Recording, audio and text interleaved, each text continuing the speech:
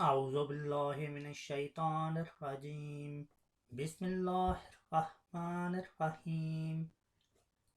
حضرت ابو ہریرہ رضی اللہ تعالیٰ عنہ سے روایت ہے کہ رسول اللہ صلی اللہ علیہ وآلہ وسلم نے فرمایا، روزہ ایک ڈھال ہے، لہذا روزے دار کو چاہیے کہ وہ نہ تو فحش کلامی کرے اور نہ جاہلوں ہی جیسا کوئی کام کرے۔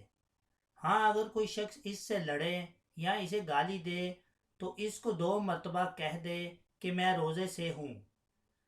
اس ذات کی قسم جس کے ہاتھ میں میری جان ہے، روزہ دار کے منہ کی بو اللہ کے نزدیک کستوری کی خوشبو سے زیادہ بہتر ہے۔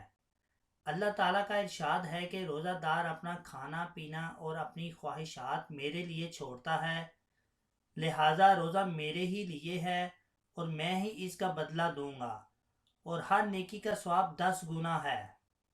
جزاک اللہ۔